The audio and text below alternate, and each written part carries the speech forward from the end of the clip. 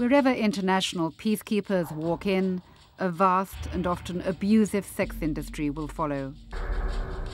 Thousands of young girls are shipped in to meet the demand. I was taken to checkpoints where the soldiers were. I told them I didn't want to, but they forced me.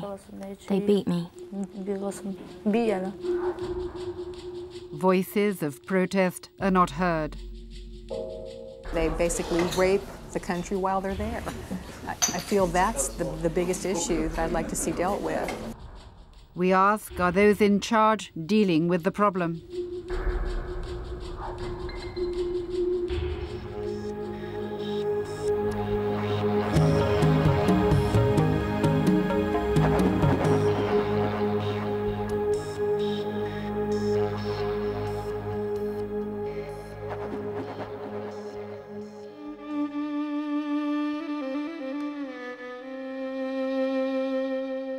Bosnia.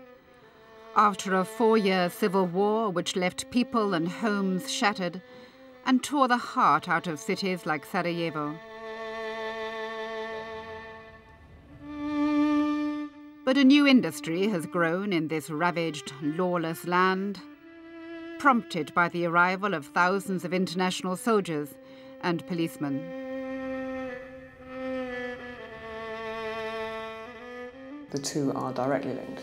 There is direct evidence of bars being opened, of particularly in the early stages, flats as well being made available with foreign women. And at that stage, the only people who would have had access to those sites would have been the international community.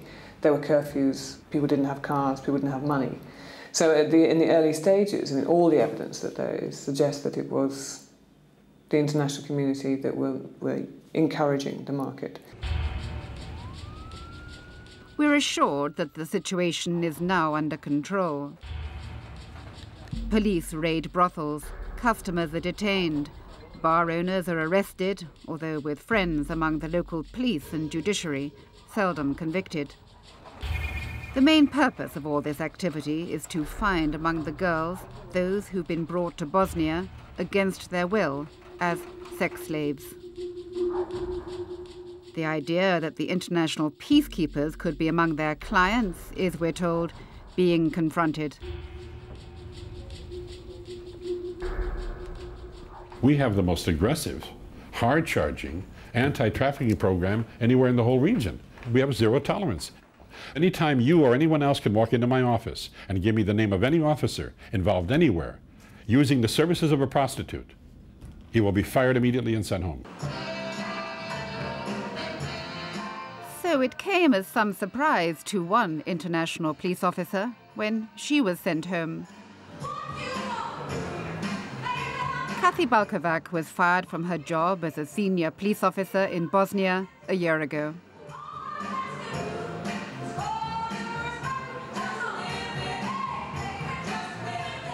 Kathy now lives in Holland with plenty of time to reflect on what went wrong. That's you, is it? This is me in my beret. Yeah, this was in uniform, dress uniform, and this was taken at the medal parade for our American contingent. And this is Jacques Klein, the head of the mission for Bosnia. It had all started so well. Kathy had over 20 years' experience as a police officer in America when she applied to work for the UN.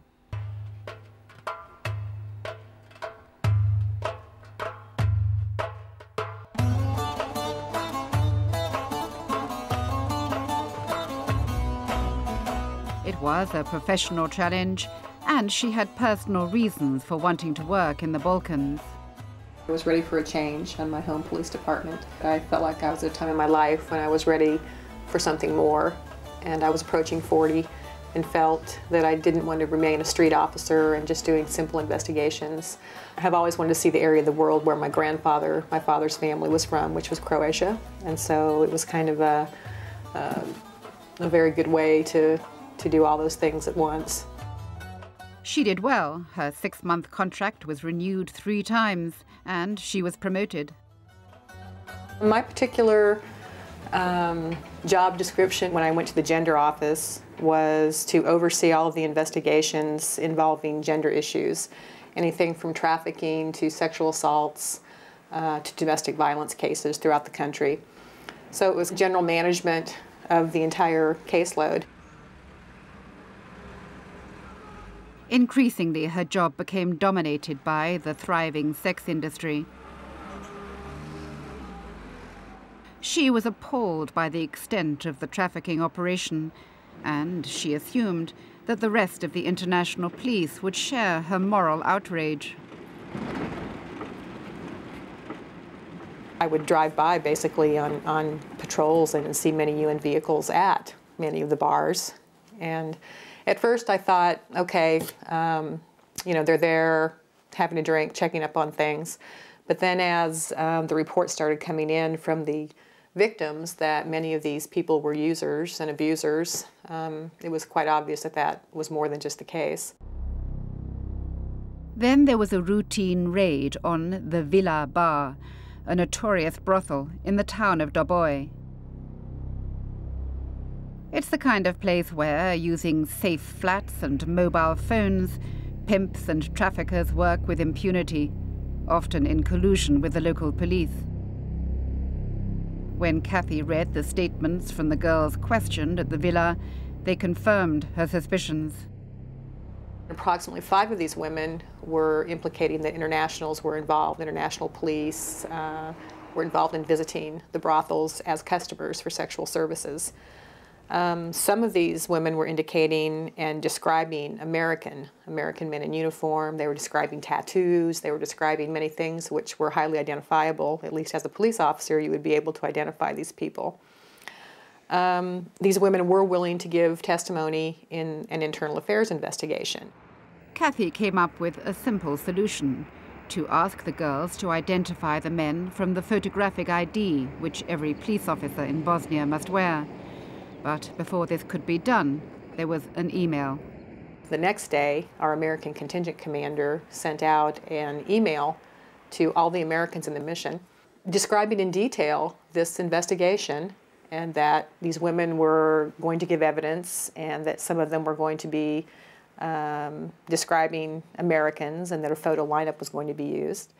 And when I got this email on my computer, I really felt that he had just totally blown the entire investigation, and that if indeed there were Americans involved, that this gave them a lot of opportunity to either make up a story about their whereabouts or whatever.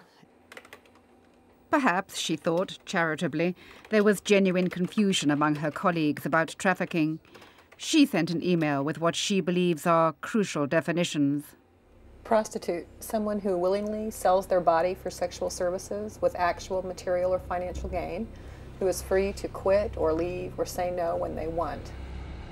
Trafficker, someone who buys, sells, transports, enslaves, entices, promises, kidnaps, deceives, assaults, or coerces a person for material gain. Trafficking victim, most of the women and children some of you are referring to as prostitutes. Clientele, some local people, S4, IPTF, local police, and international humanitarian employees in Bosnia-Herzegovina. The email does not go down well.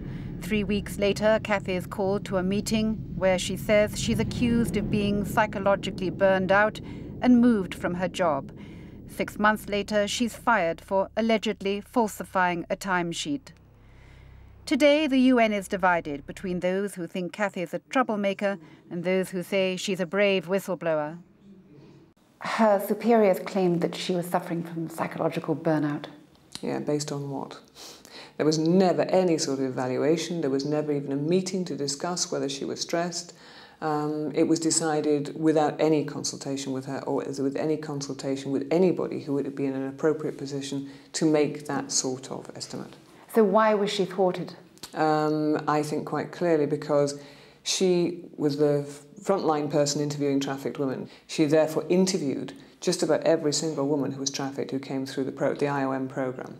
And she was very, very good at her job. And she was finding out from the trafficked women about the extent and involvement of IPTF using. And there was International Police Force. International Police Task Force, sorry. And she was also relaying the fact that there were a considerable number of Americans engaged in that. And she was trying to get action taken about that. Kathy is now unemployed and, with the help of her partner, preparing a case of unfair dismissal. There's times when I feel that it really wasn't worth anything. There's times when I think I've ruined my career, I've ruined my credibility. I gave up a very good life to go to Bosnia and to work internationally. But then there's times when I realize too that sometimes it does just take that one person to make the difference, to get the ball rolling, to keep pushing, and I'm hoping that that's what will come of this. We begin to make our own investigations about Kathy's story. As word gets around of our inquiries, we receive corroborating evidence, anonymously, by email and by phone. And then we get a vital document, the statement given to the police by one of those girls in the Villa bar. She clearly identifies 8 foreign clients, 4 from the military and 4 from the international police.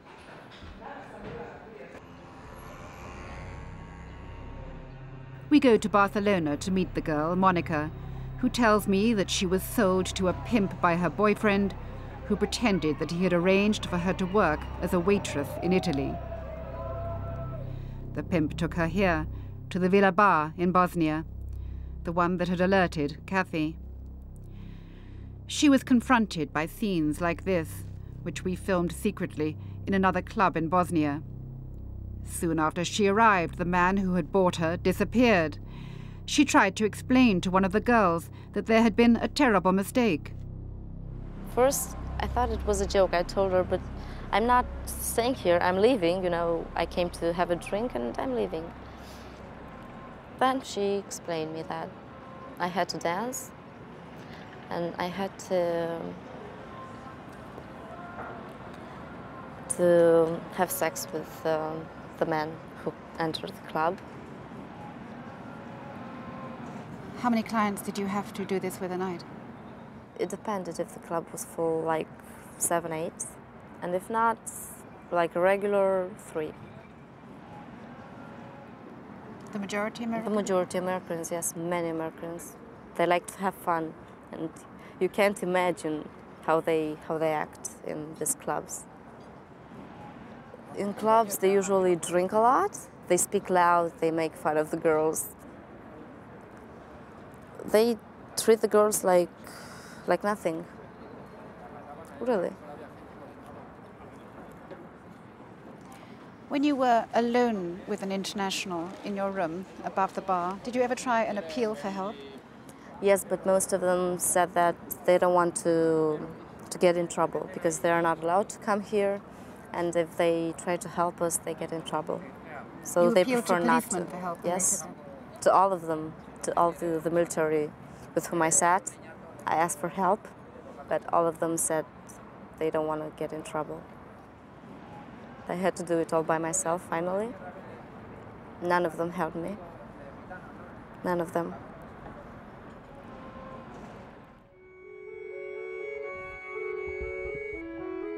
Some 40 governments all over the world send peacekeepers to Bosnia.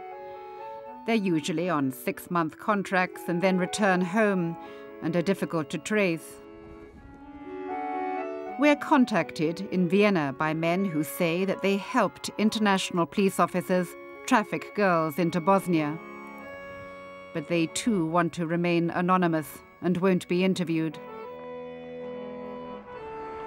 But like Kathy, some police officers are so outraged by what they call the boys will be boys attitude prevailing among men posted away from home that they want to talk.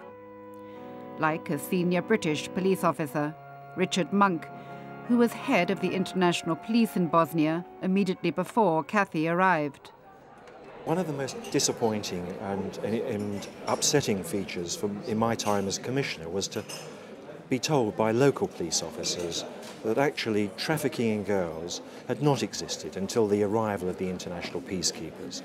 So painful to learn that as a result of your presence in Bosnia, this had now become a serious issue, that as a result girls were being trafficked across the borders and were actually being exploited in a way which was highly damaging to them, both their bodies and to their minds. People might argue that soldiers and policemen away from home have basic needs, and they may be forgiven for behaving like this. Well, I don't agree. I can't see how you can possibly go into a country representing an international organisation like the United Nations or like NATO and behave in that way. You have no sympathy? No sympathy at all. I knew of one case where a 14-year-old girl was actually living with an international police officer. I didn't know about that until several months on. Then comes the inquiry, and depressingly I had to set up an internal affairs branch to manage investigations against my own police officers. Nothing more embarrassing and damaging to the work that we were trying to do. So is it inevitable that wherever international peacekeepers are sent in, a sex industry involving trafficked young women follows?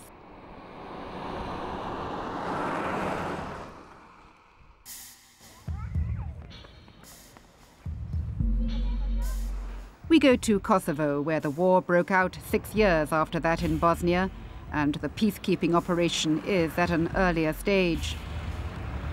Every second vehicle belongs to an international agency, most conspicuous the so-called police Coca-Cola cars.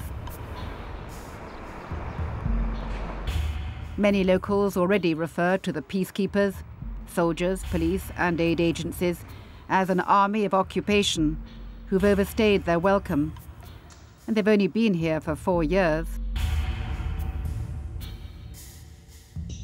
Some 45,000 KFOR troops are now in Kosovo, 2,000 of them British, who are warned as soon as they arrive that there's to be no social life outside the barracks. Okay, good afternoon and welcome to Pristina. All personnel arriving in theatre are to read and familiarise themselves with HQ Britforce standing orders, in particular the no walking out policy that is currently in force. This means under no circumstances are personnel to proceed outside the wire of their camp on foot. But can you keep grown men confined to barracks? Officially, there's been only one high-ranking lapse in the British camp. The British Army has a walking out policy in all its operational theatres. In this particular case, there is a force protection issue.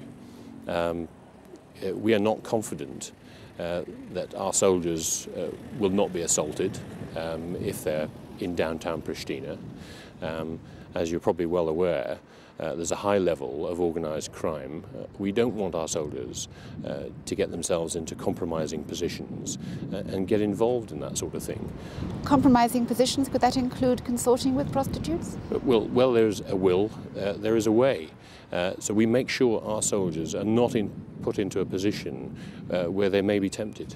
But it has happened in the past. You must know of at least one British officer who has been sent back for being found in this compromising position. Yeah, I am aware that that took place in the sort of mid-year 2000, but we got no evidence to suggest that that has been repeated since that unfortunate incident. What about our closest NATO partners?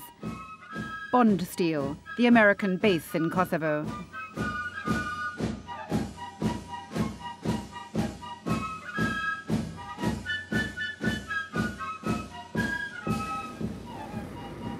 On the right, here's our motor pool. To our left over here, we have sea huts, the hard side barracks that the soldiers stay in. Most of the troops have their own TV in their room stereos. It has all the comforts of home.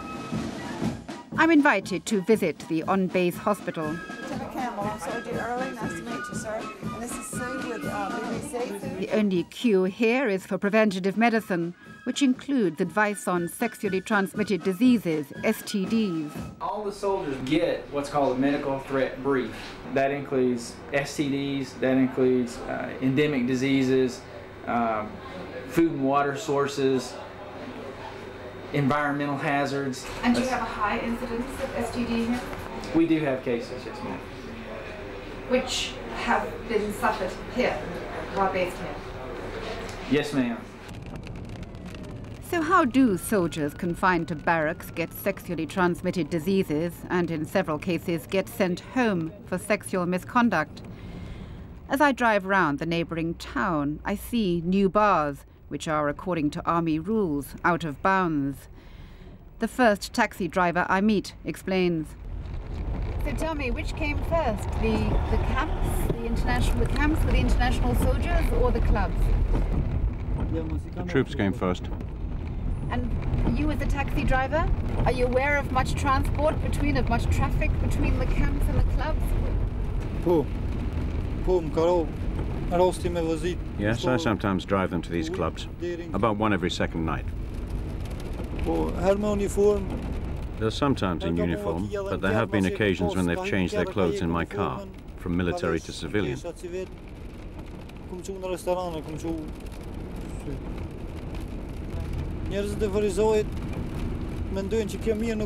People around here think it's not good, and it's not a nice thing for this area. It's a bad example to the young who grow up to see these things. But of course, soldiers will be soldiers, and they won't stay put if there's a nightclub outside the barracks.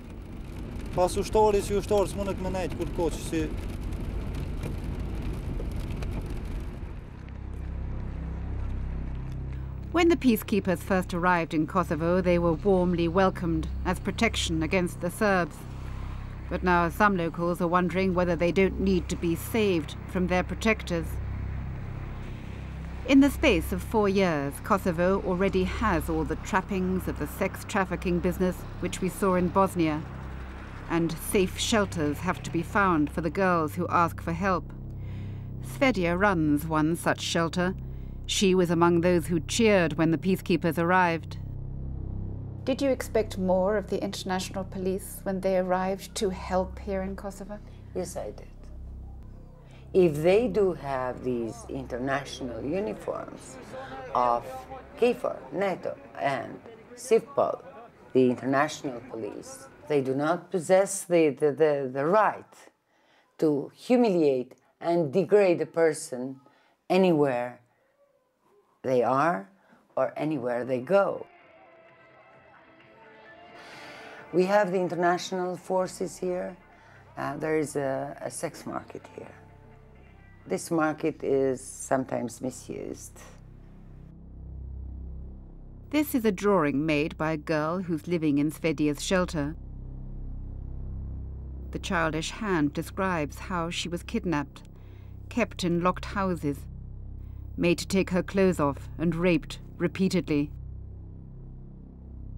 Here she says there were 5 every night. Can you tell me how old you were when this ordeal began? I was 13. 13? What happened to you?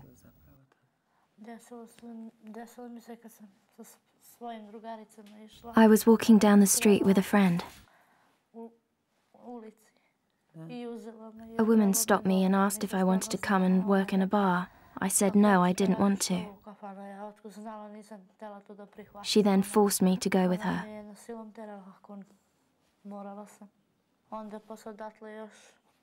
They took me to checkpoints where the soldiers were. I told them I didn't want to, but they forced me. They beat me. She took me to the barracks where the soldiers are.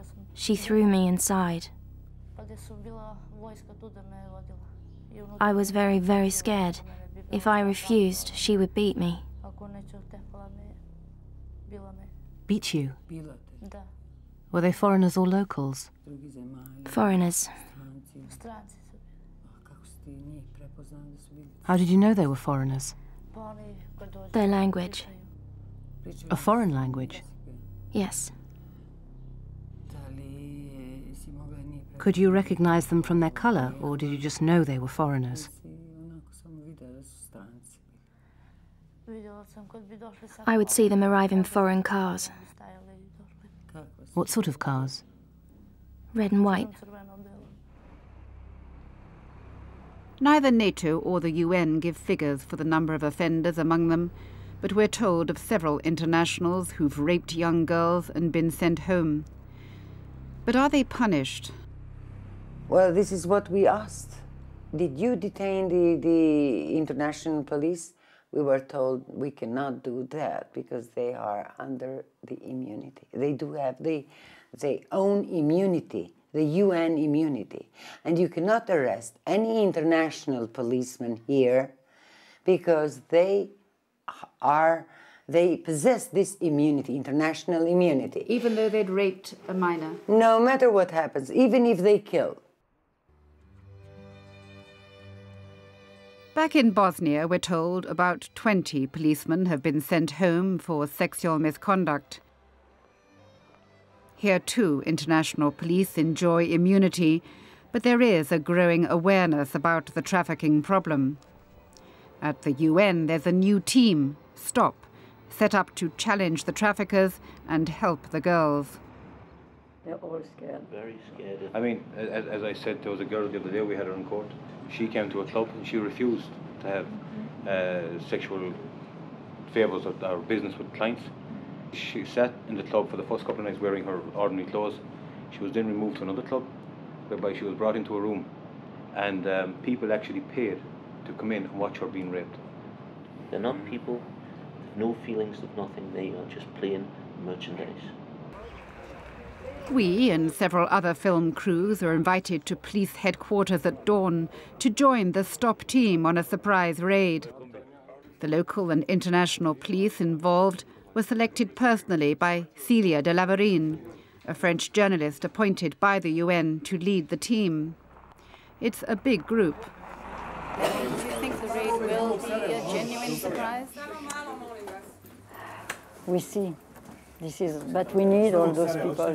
This is the problem. We cannot perform a raid with 2 persons. That's the problem. We set off early to arrive when the bar owners least expect us. It's well known that bar owners offer corrupt members of the local police money or sex with the girls in exchange for a tip-off. The target is the owner and any girls who are being held against their will. That's it. Easy. Célia directs the operation.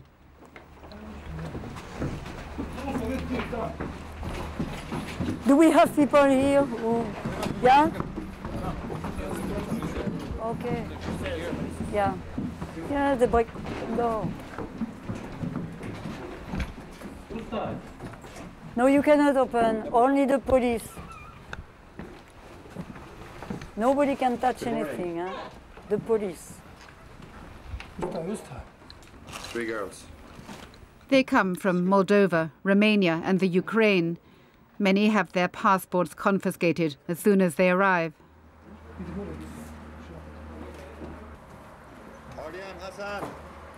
Is this what you'd expect? 10 girls, no owner? There is no owner, but there is someone to look after them. The girls did not look very pleased to see you. No, they're not. They're afraid. Most of them don't have a passport. One said she lost it 2 days ago, which I don't believe. What I believe is that she never had one.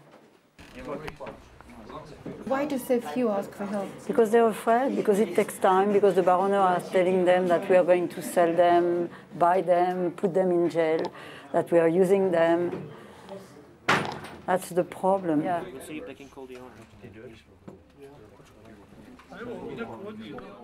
The problem could be also that the girls are confused by the fact that while some policemen come to the bars at night, others come as their rescuers by day. We move on to another raid, another bar.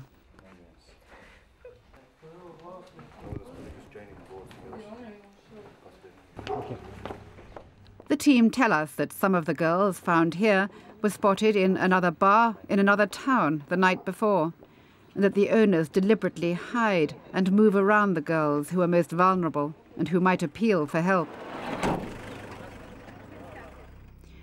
We go back to that second bar a few days later, where we film secretly and find that it's business as usual. So do these raids achieve anything? Brothel raids alone don't work, because traffickers are not stupid. They don't sit around waiting for a brothel raid. It's good to close the bars, of course it is, but one of the obvious consequences of that is people don't say, oh, close the bar, that's it, game over. No, of course not. They still are going to continue with the forcing of women into prostitution, but in different circumstances where they're not going to be so easily prosecuted. So instead of having women in bars, now you have phone calls, you have mobile phone numbers, and you can have a woman delivered to your apartment or to a motel, or many places now where there are restaurants. They're not even seen as being night bars or nightclubs, but they are restaurants, and they will find that there are motel rooms upstairs where you can buy a woman, take her upstairs.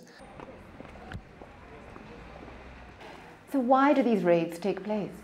Many non-governmental organisations who are involved in providing direct assistance to women, they think that at the moment it is more a show and tell. It is more sort of for public consumption. Let us close the obvious manifestations of trafficking, which are the night bars and the discotheques, etc., so that we look as if we've dealt with the problem. Because if it's underground, then it's not an identifiable problem, so we can move on. So it'd be another one of the United Nations says yet again it has done something when in fact it has not done something. Nonetheless, in the past year, the STOP team have sent back home some 200 girls. But in the past, when these girls have dared speak out, they're not always listened to. It was a group like this taken to a police station who told Kathy's team that there were Americans among their clients in the Villa Bar. Monica also tried to alert the authorities to the internationals who came to the villa. You were brave enough to identify members of the International Police Task Force in photographs, and you said very strongly that you wanted to go to a court and testify. Why do you think it never got that far? That's because I was sent home. I don't know the reason. I don't know why. I was not in a hurry. I told them that once I started, my exact words, once I started, I go to the end of it. And I'm going to do whatever I can to prove, because I had proof, and to stop. To prove that internationals were coming to your bar and were involved in abusing young women. And stop them. They shouldn't do this. They're military. They should protect girls in this situation, not to abuse them. So are you suggesting that you were sent home deliberately so that you couldn't testify? I'm not sure, but like 80% yes. You got the impression you were sent home in a hurry? Yes. Are you angry? Yes, I'm very angry. Because it's not fair, and I've always been for justice, always. And it's not fair, not only for me, but for all the girls in my situation, not only for me. And somebody should do something. But I don't think anyone really cares. They're covering between each other. They're in this all together.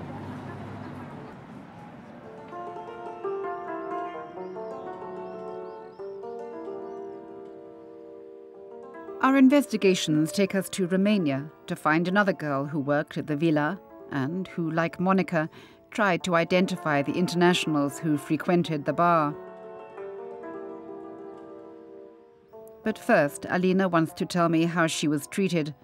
She was made to take at least 3 clients a night. We had to make 150 Deutschmarks per night. If we refused, we were beaten up. If we didn't talk nicely, we were beaten up.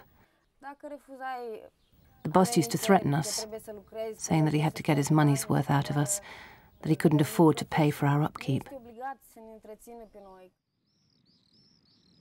One of Alina's clients, an Argentinian police officer, offered to get her out of the villa by buying her from the owner for 2,000 Deutschmarks. The Argentinian, who worked for the IPTF, didn't come all that often, only from time to time. He helped me. He came with the money, Deutschmarks. He talked to the boss and offered to pay for me. He was told, OK, I could go, but he had to pay 3,000 Deutschmarks and not the 2,000 he had offered. And so, like a slave, Alina's freedom was bought and she went home. But what's intriguing about her story is that when the head of the UN mission, Jacques-Paul Klein, came to Romania on official business, he sent for Alina to meet him in Bucharest, where he showed her an album with the photographs of 20 IPTF policemen. So, of the photographs that he showed you of IPTF officers, how many were you able to identify?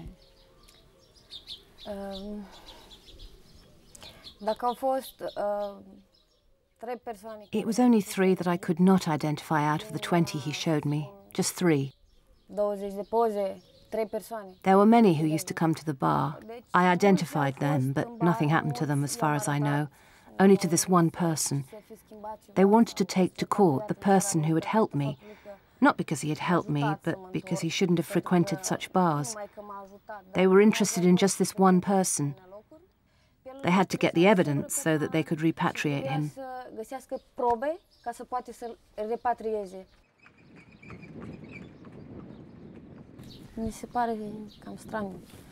It's strange because the others were not repatriated. Just this one person who did something good, who should have had their support. They promise to help us, but they don't. Only this one person who offered to help after being there for only 2 weeks, whereas the IPTF had known for years about the girls and the problems, but did nothing at all. Back at the United Nations headquarters in Sarajevo, which is also the headquarters of the IPTF, we put this allegation to the head of mission, Jacques-Paul Klein. Clearly, you are aware of the problem of internationals as users in these bars. They were sent home. Because you also took the trouble of going to Romania to interview a former inmate at the villa, taking with you photos of IPTF officers. How many did she identify? I think she identified 1. Now, understand also that I am a former criminal investigator. I was a special agent. I had credentials and a badge. I've done more criminal, homicide, fraud, and other investigations than most of my IPTF people. So the fact that I did this in Romania in the context of doing something else, nothing illogical or illegal or anything about that. Plus, these are not judicial interviews in the sense of a Western court. We have no executive authority. I can't swear you. In other words, I don't think there's a total lack of understanding of what the limits of the possible are here, or what we can and cannot do. She identified 1 person, I believe. That individual was disciplined and sent home. We spoke to her 2 days ago, and she said she identified 17. That's not true. That's a direct and outright lie. Was any her word against yours? I have the document. She says that she was surprised that your only interest was in the Argentinian who ironically rescued her from the villa, and that there was a case ongoing against him, and you seemed only interested in collecting evidence from him. 17 people to me at all. That's a lie, as I told you. That's an absolute falsehood. Are you protecting them? No, come on now. Be serious. That's rather rude. I have to ask. Well, that's rather rude. I mean, I thought you were a serious journalist. She did not identify 17 people to me. She identified 1 Argentine and 1 possible other one, but she wasn't sure. That was all. So let's not get carried away. These people, based on how you ask the question, how you stimulate the conversation, will say anything you want. Well, I simply asked how many photographs did Mr. Klein show you, and how many were you able to identify? I showed her a whole album full. She identified 1 person in Argentine. She did not identify any 17. And why would she lie? I mean, I don't understand that, but c'est la vie. We asked UN officials for that document, which he says relates to his interview with Alina, but they wouldn't give it to us. Why would a head of mission, while he's in Romania, personally interview a girl who'd been trafficked, who'd given evidence against the IPTF? I cannot imagine. I really cannot imagine why. I mean, it's outside the jurisdiction. It certainly would not fall within standard operating procedures. I think if you ask Klein that, he would say it's because he wanted to find out for himself the truth of the extent of the involvement of IPTF in trafficking.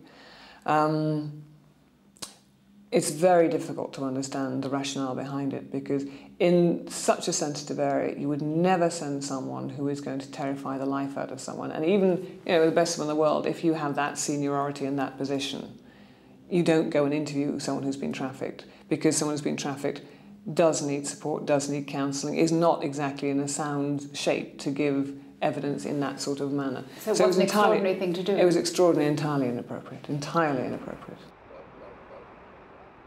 I believe that Klein and the STOP team are trying now to repair the tarnished reputation of the United Nations in Sarajevo. The trouble is, after weeks of research and travelling to 6 countries, still we're getting reports of cover-up and of internal investigations being impeded in the past, which doesn't help. Others argue that the macho attitude prevailing among the mainly male peacekeepers can only be tackled by a strong message backed up by appropriate punitive action. What we must make clear to all international police officers, and I hope soldiers too, is that it is totally unacceptable to consort with prostitutes. Now, I'd like to see that written into the discipline codes, and it's just emphatic and clear, a statement. You will not go to prostitutes, and that includes trafficked girls. There is no room for this boys will be boys. It's not acceptable. You will not know the difference between girls and trafficked girls, and you will probably try and use one as a defence for the other. So, quite clearly, a statement which says, this will be an offence, it is totally unacceptable, and you will be court-martialed if you're caught doing it. Back in Amsterdam, Kathy would argue that that was exactly what she had tried to do, send out a strong message. But as for punishing the offenders, Jacques-Paul Klein would argue that his hands are tied. It's easy to make allegations and false statements. It's harder to prove ultimately. And there is a rule of law in your country and internationally that we also have to respect. The individual has rights as well, the IPTF officer, even though he is accused. It would be nicer to have an internal mechanism to discipline officers. My policy here is zero tolerance. They're sent home. The problem is your country and no other country will waive diplomatic immunity. It's just that simple. So nothing's going to happen.